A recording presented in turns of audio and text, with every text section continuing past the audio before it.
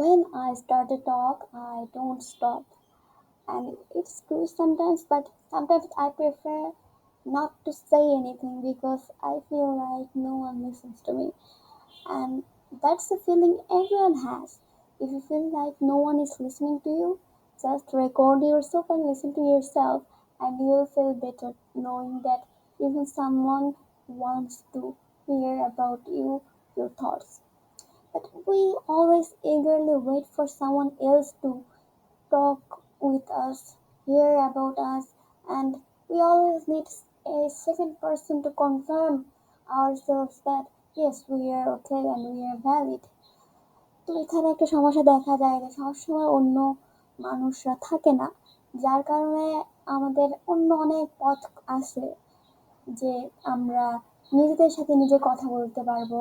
বিশেষ করে আমি এটা আগে খুব করতাম যখন ছোট ছিলাম। তো এটা সবাই হয়তোবা ছোটবেলায় করেছে। অনেকে দেখা যায় যে গাছের সাথে কথা বলে।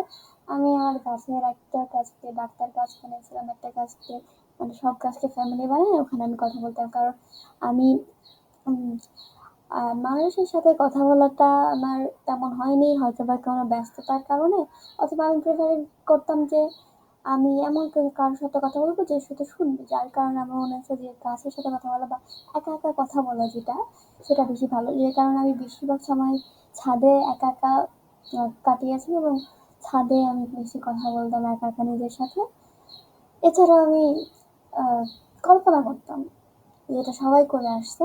এটা কোনো স্পেশাল জিনিস না, কিন্তু এখন আমার মনে হয় যে না, এটা একটু আলাদা হয়েছে। এর চেয়ে আমার উচিত ছিল একজন মানুষের সাথে কথা বলে তার থেকে জানা যে আমি যে সকল কথা ভাবছি সেটা কি আদৌ ঠিক না। কারণ অনেক সময় দেখা যায় সিরিয়াল কিলারদের ক্ষেত্রে যা হয়, তারা হয়তো ভাবে যে কিলিং ইজ নর্মাল, যার কারণে তারা বারবার এটা করতে থাকে কোনো কারণ ছাড়া। অনেক সময় এটা করতে থাকে কোনো মোটিভ নেই, তারপরেও তারা খুন করতে চায় বা অন্যের ক্ষতি করতে চায়। তো দেখা যায় যে তাদের আশেপাশে জীবনে এমন কোনো মানুষ থাকে না বেশিরভাগ সময় যে তাকে ইভ্যালুয়েট করবে, যে শুনে বলবে যে বা তাকে সাইকোলজিক্যাল সাপোর্ট দিবে যে তুমি এটা ভাবতেছো, এটা তো সাইকোপ্যাথিক টেন্ডেন্সি একটা জিনিস, বা তুমি একটা ভুল ভাবতেছো। বেশিরভাগ মানুষ এভাবে ভাবে না, চিন্তাধারা করে না। যে কারণে আমার মনে হয় অন্য একজন মানুষের সাথে কথা বলা উচিত আপনার। সেটা একজন ফ্রেন্ড হোক, ফ্যামিলি মেম্বার হোক বা যে কেউই হোক। অথবা আপনি জার্নালিং দিয়ে মানুষ করে এই জন্যই করে, আসলে নিজেকে ডকুমেন্ট করার জন্যই করে, যাতে সে বুঝতে পারে নিজেকে। না হলে আপনি যদি বারবার শুধু কথা বলতেই থাকেন কিন্তু যদি আপনি নিজেও সেই কথাটা না শুনেন, না বোঝেন, তাহলে এক সময় দেখা যাবে যখন আপনি নির্দিষ্ট কোনো বিষয়ে কথা বলতেছেন তখন আপনি নিজের অজান্তে অন্য একটা কথা বলতেই আছেন। তো এখানে অনেক একটা সমস্যা তৈরি হয় যে মানুষজন তখন ভাবে যে আপনি সবসময় ওলট পালট কথা বলেন, তখন সে আপনাকে মনোযোগ দিবে না। আর এটা কিন্তু গুরুত্বপূর্ণ অনেক, কারণ আপনি কথা বলতেই আছেন কিন্তু মানুষজন শুনতেছে না, তাহলে তো লাভ হয় না। এটা আমার ক্ষেত্রে অনেক হয়েছে, যার কারণে আমার মনে ধারণা হয়েছে যে আমার একটা আলাদা স্পেশালিটি দরকার। হয়তোবা আমি যে মনে করি আমার স্পেশালিটি হলো আমি অনেক তাড়াতাড়ি কথা বলতে পারি আর অনেক ফাস্ট কথা বলতে পারি, যদিও সেটা অস্পষ্ট হয়। আর যার কারণে হলেও অন্তত তাও ফার্স্ট কথা বলার কারণে হলেও আমি হয়তো বা কেউ আমার কথা বুঝতে না পারলেও বুঝে যে আমি কিছু বলার চেষ্টা করার মানে চেষ্টায় আছি। কিন্তু তাও দেখা গেল যে এটা বেশি কার্যকর উপায় না, তাই আমি এটা রেকমেন্ড করবো না কাউকে যে আপনি আপনার কথা বলার মধ্যে স্পেশালিটি আনার জন্য এমন কিছু করেন যার কারণে আপনি যেটা বলতে চাচ্ছেন, যেটা যেভাবে বলা উচিত সেটা সেভাবে বলতে পারতেছেন না। তো আমি অনেক বেশি কথা বলি আর বেশিরভাগ সময় আমি কম শুনি। এটা কিন্তু অনেকের ক্ষেত্রেই প্রবলেম, কিন্তু আমি চেষ্টা করছি যে অনেক পডকাস্ট শুনে আমি নিজের ব্রেনকে এমনভাবে ট্রেন করার চেষ্টা করছি যে যখন অন্য কেউ কথা বলবে সেটা একটা স্টোরি হিসেবে নিব বা পডকাস্ট হিসেবে নিব। কিন্তু স্টোরি হিসেবে নিলেও সেটাকে আমি হালকাভাবে নিব না, কারণ সেটা অনুযায়ী আমাকে কাজ করতে হবে। তো যাই হোক, আপনিও চেষ্টা করেন যখন কেউ কথা বলবে তখন সেটা আপনি আপনি যখন এমনি কথা শোনেন বাইরে বা টিভিতে, যখন এমনি কথা শোনেন তখন যখন মনোযোগ দিয়ে শোনেন, তখন আশেপাশের মানুষেরও সেরকম ভাবে তাদের স্টোরিটাও শোনার চেষ্টা করেন। বাইরে থেকে অনেক নয়েজ আসতেছে, আমি বুঝতে পারতেছি, আশা করি মাইন্ড করবেন না। আমি বড় হয়ে যখন একটা সাউন্ড প্রুফ সেট আপে যাবো তখন হয়তো বা আমি এই মনোলগ কন্টিনিউ করবো, এটা ফেমের জন্য হোক বা যেটার জন্য হোক, আমি এটা কন্টিনিউ করবো, কারণ আমার মনে হয়েছে যে আমার এটা করা উচিত। নিজেকে ডকুমেন্ট করার জন্যই এত সবাই জার্নালিং করতে বলে, সবাই এত লেখালেখি করে। আসলে সবাই নিজেকে ডকুমেন্ট করে, কিন্তু তার পাশাপাশি আশেপাশের মানুষকে ডকুমেন্ট করে। আর যখন আশেপাশের মানুষকে বেশি ডকুমেন্ট করে, সেটার নাম হয়ে যায় আর্টিকেল। যাই হোক, এসব বিষয় নিয়ে আর না বলি। আমার কাছে মনে হয় বেশিরভাগ মানুষ যারা আমাকে চেনে তারা জানে না আমি অনেক বেশি কথা বলি। তারা জানলেও হয়তো বা বেশি ভাবে না, কারণ তারা নিজেরা হয়তো ব্যক্তিগত জীবনে তারা আমার থেকে বেশি কথা বলতে পারে। কিন্তু আম, একটা আপনাদেরকে টিপস দিই, যখন বিশেষ করে শিক্ষকদের যারা ভাবেন যে তারা অনেক ভালো জোকস দেন, তাদেরকে একটা টিপস দিই, আপনারা কখনো জোকস বলার পরে হাসবেন না। কারণ জোকস কিন্তু ফানি হয় কারণ আপনি কিভাবে বলবেন সেটার জন্য। তেমনি অন্য কথাগুলোর ক্ষেত্রেও সেম, আপনি কিভাবে বলবেন সেটার উপর নির্ভর করতেছে কতজন মানুষ এটার উপর নিয়ে হাসবে। বেশিরভাগ সময় একটা মানে অকওয়ার্ড সিচুয়েশন দেখা যায় যে ক্লাসে যখন স্যাররা জোকস বলে আমরা কেউ বুঝি না, কিন্তু তার উপরে যখন দেখি স্যার হাসতেছেন, তখন আমরা অটোমেটিক হ্যাঁ হ্যাঁ স্যার আসলে অনেক ফানি এরকম করে হাসি। তো জেনুইন হয় না ব্যাপারটা। তো আমার মনে হয় বেশিরভাগ শিক্ষকের এই দিকে লক্ষ্য রাখা উচিত যে তারা কি আনফানি কিনা। এটার জন্য হলো তাদের জোকস গুলা তার কাছের মানুষদের কাছে বলা উচিত। আর একটা কথা আমার মন বলছিল যে it's not about what you say, it's about how you say it. যার কারণে আপনি একটা জোকস বললেন বা করলেন, এটা একটা জিনিস আমাদের বইয়ে আছে, নবম শ্রেণীর যে ইংরেজি বই, টোনালিটি নিয়ে একটা আলাদা চ্যাপ্টার আছে, যেটা আমার অনেক ভালো লাগছে যে সবাইকে টোনালিটি আসলে বোঝা উচিত। মানে অনেকেই বুঝতে পারে না, বিশেষ করে এখন যেহেতু টেক্সটিং বেশি হয় বা বাইরে থেকে অনেক শব্দ আছে। যাই হোক, অনেকে টোনালিটি বুঝতে পারে না বলেই কিন্তু মিস ইন্টারপ্রেট করে টেক্সটিং এ। বিশেষ করে আমি হয়তো নর্মালি কথা বলতেছি, কিন্তু অন্যজন সেই নর্মাল কথাটা যেহেতু সে শুনতে পারতেছে না ভয়েসে, যার কারণে সে বুঝতেছে না যে আমি রাগে এইভাবে বলতেছি নাকি খুশি খুশি বলতেছি। তো দেখা যায় টেক্সটিং এর ক্ষেত্রে যারা কথা বলে, বিশেষ করে অনলাইন ফ্রেন্ডের ক্ষেত্রে এই ঝামেলাটা বেশি হয়। তারা ছোটখাটো বিষয়ে না বোঝার কারণে, টোনটা না বোঝার কারণে অনেক সমস্যার সৃষ্টি হয়। তো এই টোনালিটি অবশ্যই আমাদের গুরুত্বপূর্ণ একটা জিনিস ছিল, কিন্তু এর আগে হয়তো এটা আমাদেরকে পড়ানো হয়নি।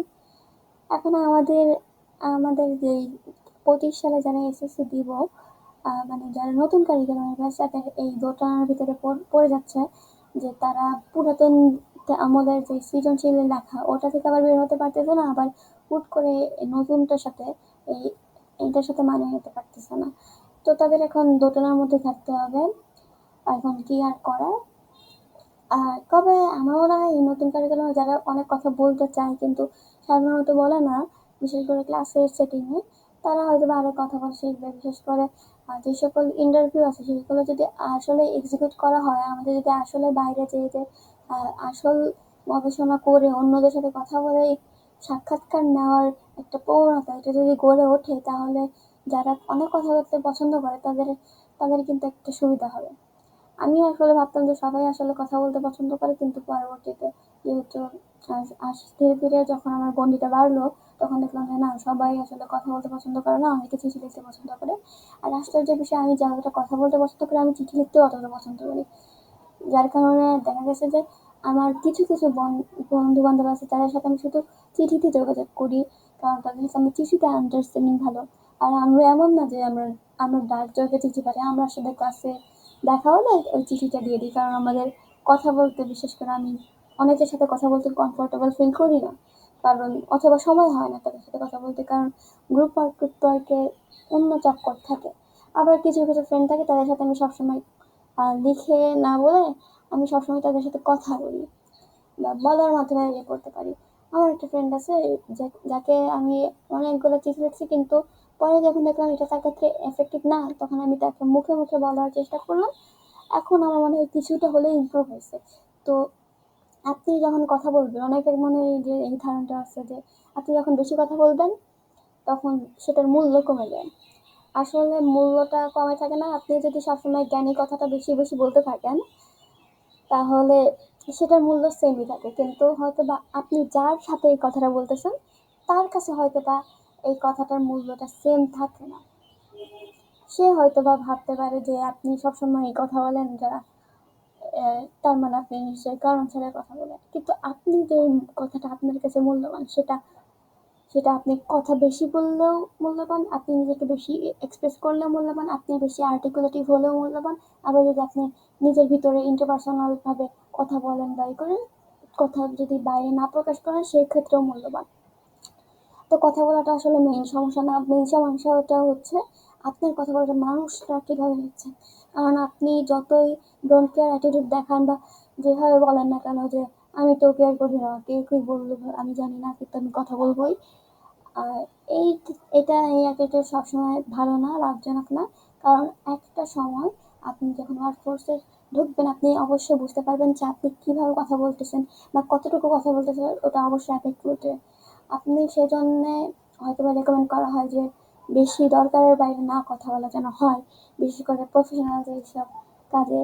কারণ দরকার নাই, আপনি এখন যতটুকু দরকার ততটুকু বলেও কাজ শেষ করতে পারেন। আপনার আবার আপনি 14 গোষ্ঠীর কথা বলে আহ, সব বর্ণনা টর্ণনা করে তারপরে তাকে ক্লায়েন্টকে কাজটা বুঝাই দিয়ে তারপরেও কাজ শেষ করতে পারেন। এখন আপনার চয়েস হচ্ছে আপনি কম সময় কম কথা বলে কাজটা শেষ করবেন নাকি অনেকগুলো কথা বলে টলে তারপর। তো অনেকে প্রেফার করে তখন এনার্জিটা সেভ করে বিজনেস ক্ষেত্রে কম সময় কম কথা বলে ম্যাটারগুলো রিজলভ করে তারপর যখন ফ্যামিলি সেটিং বা ফ্রেন্ডের মধ্যে তখন যে আলাপ আলোচনা করে আড্ডা দিয়ে সেগুলা বলার। তো এখন ডিসিশন নেবেন যে কার সাথে বেশি কথা বলবেন। আমি রেকমেন্ড করবো যে নিজের সাথে নিজে যদি কথা বলতে পারেন তাহলে অবশ্যই ভালো হবে, কারণ তখন আপনি কারোর প্রতি কোডিপেন্ডেন্ট হবেন না।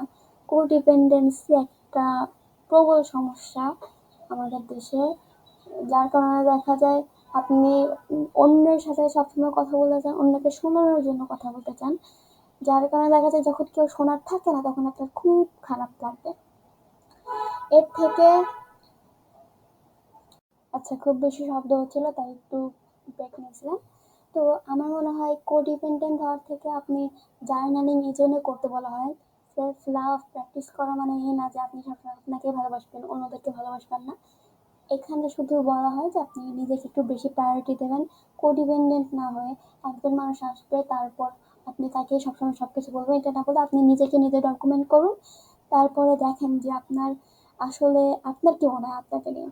কিন্তু অবশ্যই পরবর্তীতে ইভালুয়েশনের জন্য অবশ্যই আপনি অন্যদের সাথে কথা বলবেন, দেখে জানবেন যে আসলে আমি যতটুকু ভাবতেছি সেটা কি অন্যদের সাথে আসলে যায় কিনা, অন্যরা কি ভাবতেছে বা আমজনতা কি ভাবতেছে, বেশিরভাগ মানুষ কি ভাবতেছে। আর আমাদের ক্ষেত্রে যেটা হয় বেশিরভাগ মানুষ যেটা ভাবে সেটা আমরা সঠিক বলে ধরে নিই।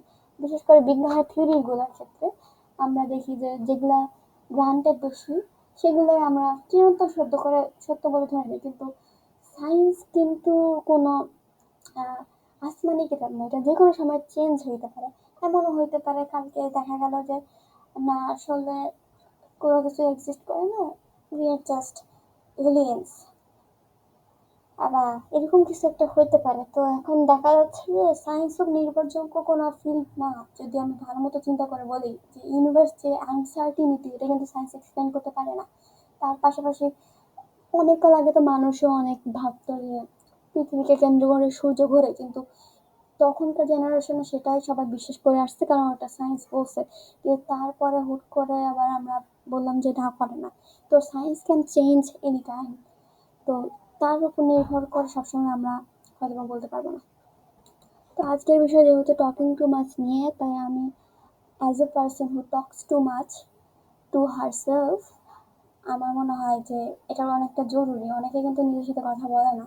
আমার অবাক লাগছিল যখন অন্য একজন যখন আমার কথা শুনে, সে আমার একটা ফ্রেন্ড, যে হয়তো বা আমার মতো ভাবতো না যে এভরিথিং ইজ আনসার্টেন, সে সায়েন্সে বেশি বিশ্বাস করতো এবং হুট করে যেদিন আমি একদিন কথার মাঝখানে আমি তাকে বলছিলাম যে ইভেন সায়েন্স ইজ আনসার্টেন, তখন সে একটু বেশি অবাক হয় এবং তার রিয়ালিটির ধারণা আর আমার রিয়ালিটির ধারণা যে কতটা আলাদা সেটা আমি বলার পরে বুঝছি। তাই আমি এটাও বুঝি যে কথা খুলি বেশি বললে হবে না, অন্যকে শোনায় বলতে হবে, তাহলে অন্তত আপনি একটা রিয়ালিটি চেক পাবেন যে আসলে যেটা বলতেছেন সেটা কি ঠিক বলতেছেন নাকি ভুল বলতেছেন। তো দেখা যাচ্ছে যে আমার আমার ফিলোসফি হচ্ছিল যে আমি সায়েন্স না পারার পিছনে একটা এক্সকিউজ দিছি যে হয়তোবা সায়েন্স তো মুভিং, সায়েন্স তো এক এক সময় এক একটা থিওরি দিবে, চেঞ্জ হবে, আর এগুলো সবই কিন্তু থিওরি, কোনোটা কিন্তু আমরা সঠিকভাবে বলতে পারবো না যে এটাই ঠিক বা এটাই ভুল, বা এটা সব কিছুর ক্ষেত্রেই সত্যি। ইভেন এমনি আমরা ওয়ার্ল্ডলি যেগুলো জিনিস আছে সেগুলো হয়তো প্রেডিকশন করতে পারি, স্পেকুলেশন করতে পারি যে এটা হয়েছে ওটা হয়েছে, এটার জন্য ওটা হইতে পারে, কিন্তু আমরা শিওরলি কোনো কিছু সম্পর্কে সার্টিন না। এমনকি আমাদের এক্সিস্টেন্স যে আমরা যেটাকে এক্সিস্টেন্স বলি সেটাকে আসলেও ইউনিভার্সাল এক্সিস্টেন্সের ধারণার সাথে খাপ খায় কিনা সেটাও কিন্তু একটা বিষয়। তো এগুলো যখন আমি আমার বন্ধুকে বলি তখন তার তার হয়তো বা ধারণা অনেক ডিফারেন্ট ছিল বলেই এরকমটা হয়েছে যে সে হয়তো ভাবতো যে সবকিছু একটা কারণ আছে থাকার। আর ইটস ওকে, কারণ মানুষজন জাস্ট নিজেকে জাস্টিফাই করার জন্য অবশ্যই প্যাটার্ন খুঁজবে, এটা মানুষের একটা গুণ বলা যেতে পারে, দোষ বলা যেতে পারে, কিন্তু মানুষ সবকিছুতেই প্যাটার্ন খোঁজে। আমার তাই আমার তাই ফিলোসফিটা এরকম যে আমার মনে হয় মানুষ সবকিছুতে বেশি মিনিং খুঁজতে চায়, সেই কারণে এত সায়েন্স, এত ফিলোসফি ডেভেলপ করছে। যাই হোক, কিন্তু অ্যাবসার্ডিজম নিয়ে তেমন আমার দ্বিমত নাই, কিন্তু তারপরেও আহ, যাই হোক, ফিলোসফির কথা বলতে বলতে আরো একটু খেয়ে হারাই ফেলছি। এটা হচ্ছে আমার too much talking can be dangerous sometimes, especially when you're talking too much to someone else, especially when you overshare with someone else, যার কারণে আমার মনে হয় আমি এখানে যদিও আমি একা একা নিজের সাথে কথা বলি সেটা একটু বেশি বেটার, কারণ আমি অন্য কারোর সাথে যাই কথা বলতেছি না, যার কারণে আমার একটা সিকিউরিটি আছে যে আমি বেফাস কিছু বলে ফেললেও আমার সাথে আমি দ্বিমত পোষণ করবো না। তো যাই হোক, তো যখন আমি দেখলাম যে অন্যরা যখন আমার কথা শোনে বা অন্যদের সাথে যখন আমি বেশি কথা বলি তখন আমার ফিলোসফি বা আমার পয়েন্ট অফ ভিউ তাদের সাথে আসলেই কতটা পার্থক্য। মানে আগে হয়তোবা আমি বুঝতাম যে হ্যাঁ অন্যদের সাথে দেখার সাথে আমার অবশ্যই দেখা পার্থক্য থাকবে, কিন্তু এত পার্থক্য থাকবে সেটা আমি বুঝতাম না। কিন্তু পরে এখন একটা রিয়েলিটি চেক পাইছি যে এমনকি আমার ফ্রেন্ড যাদের সাথে আমার ধারণা অনেক মিল আছে বা আমাদের পছন্দের অনেক মিল আছে তাদের মধ্যেও থেকেও কিন্তু আমাদের অনেক বেশি পার্থক্য আছে ফিলোসফিক্যাল বিষয়ে অথবা রাজনৈতিক বিষয় ধরেই যদি এমনকি আমাদের পছন্দ অনেক সময় মিল খাবে না, কিন্তু তারপরে আমরা ফ্রেন্ডস কারণ আমাদের বেশিরভাগ জিনিস মিল আছে হয়তোবা। তাই যাই হোক, এখন আপনি কথা বলতে পারেন অনেক বেশি, এটা কোনো সমস্যা না, কিন্তু কথা বলার পর অন্য একজনকে যদি ইভালুয়েট করার থাকে যে আপনি কি বলতেছেন, ঠিক বলতেছেন নাকি ভুল বলতেছেন, তাহলে একটা ভালো দিক থাকবে। আবার বেশি কথা বলা অতটাও দর্শনীয় না, কারণ আপনি যদি ভালো কথা বেশি বেশি বলেন তাহলে এটা তো ভালো, কিন্তু আপনি যদি আউল ফাউল কথা বেশি বেশি বলেন তখন কেউই আপনাকে পাত্তা দেবে না। এটার পিছনে কথা বলার কোনো দোষ নেই, কথা বলা তো আপনি খালি নিজেকে এক্সপ্রেস করতে পারেন, আপনি এখন নিজেকে যেভাবে এক্সপ্রেস করতেছেন বা যেভাবে করতে চাচ্ছেন সেটা হচ্ছে আসলে মেইন জিনিস। তো it's not how you say it, it's what you say. Okay, না উল্টো বললাম, it's not what you say, it's how you say it.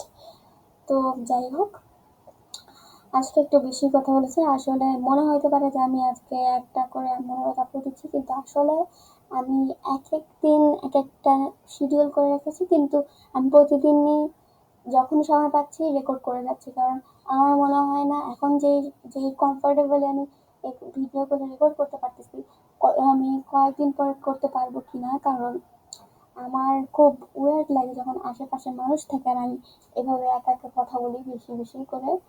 তো এটা মনে হয় স্বাভাবিক।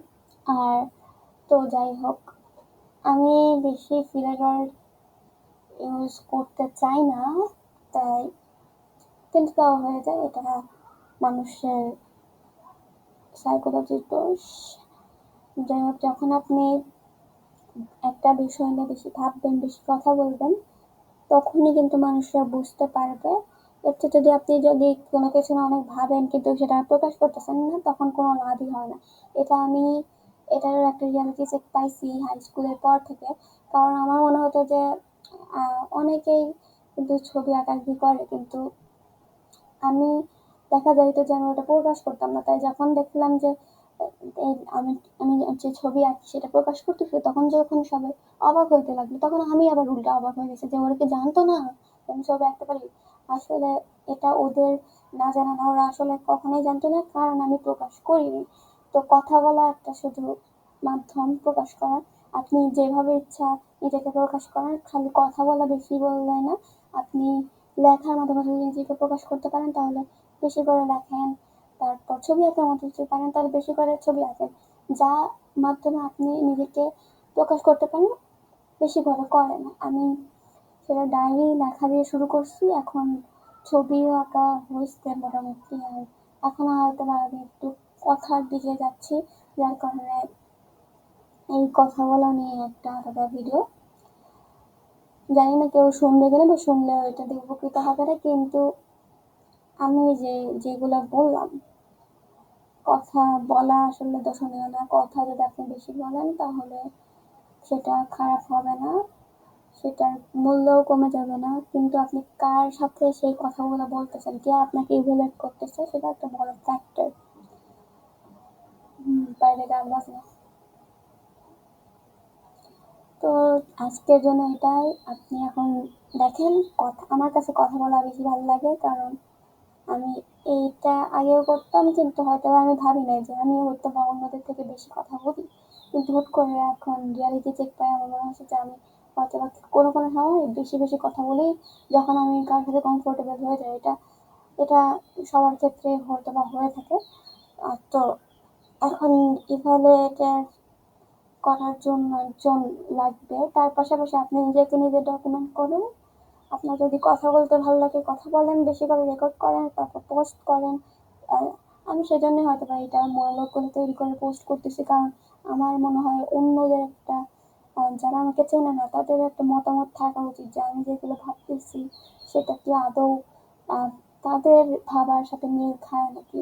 যদিও সবকিছুই আনসার্টেন, লাভ হবে না এতটাও, কিন্তু এমনি পৃথিবীর কথা চিন্তা করি, পৃথিবীর স্ট্যান্ডার্ডে আমি যেসব কথা বলতেছি সেগুলো নর্মাল সেম নাকি আমি একজন ইনসেন মানুষ, সেটার জন্য হয়তো আমি এতগুলো মনোযোগ দিচ্ছি। যাই হোক, আজকে একটু বেশি কথা বলা হয়েছে, আমার এখন গলা ব্যথা করতেছে। আপনাদের আপনাদের বাই, টাটা।